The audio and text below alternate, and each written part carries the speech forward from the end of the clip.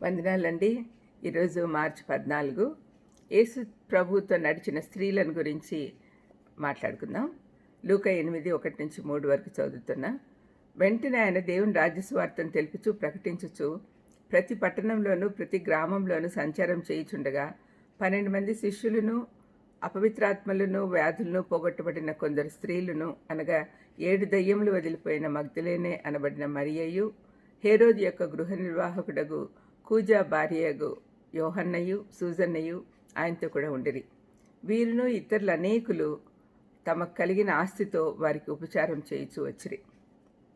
యేసుప్రభు అణిచివేయబడి తగ్గించబడిన స్త్రీలను లేపి ఆయన పరిచర్య సహవాసంలో ఆనందంగా ఉండటానికి సహాయం చేశాడు. యూదుల సంప్రదాయం ప్రకారము స్త్రీలు రబ్బీల యొద్ద శిష్యరికం చేయకూడదు.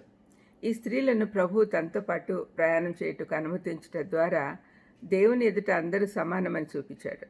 ఈ స్త్రీలు తమ సంపద అంతటితో ప్రభువుని సేవించారు. వారిలో నుండి దయ్యాలను తొలగించాడు, కొంతమందిని స్వస్థపరిచినారు. అందుకని వారు ఆయన వెంట ఎంతో రుణపడి ఉన్నారు కాబట్టి ఆయన వెంట వెళ్తూ ఉన్నారు. ఈ స్త్రీలందరూ స్వస్థపరచబడి ఆయనను సేవించారు.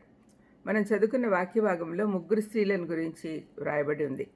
మగ్దలేనే మరియ 7 దయ్యములు పట్టి పీడిస్తున్న సమయంలో ఆమెను ప్రభు విడిపించినందున ఆ తర్వాత భక్తితో ఆయనను వెంబడించింది.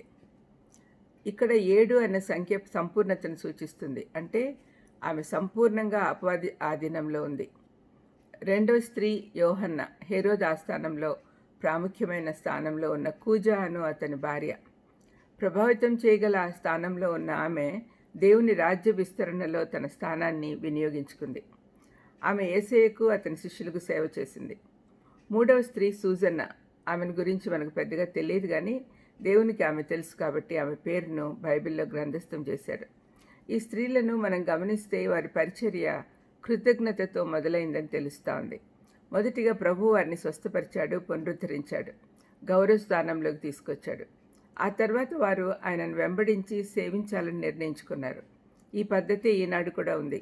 క్షమించబడిన వారు పరిచర్య చేసేవారు అవుతారు. స్వస్థత పొందిన స్త్రీలు సహాయం చేసేవారు అవుతారు. ఈ సందేశం వింటున్న స్త్రీలు ఎవరైనా మన గతం మనలను యోగ్యత లేని వారుగా చెయ్యదు అనే సంగతి అర్థం చేసుకోవాలి. ఇది మనలను స్థిరపరుస్తుంది. మనలోని మచ్చలు సాక్ష్యంగా ఉంటాయి. ఇంకొక విషయంలో ఈ స్త్రీలలో గమనించాల్సినది ఏమంటే, వారందరూ వారి వనరులు ఇచ్చే ముందు వారి హృదయాలను ఇచ్చారు.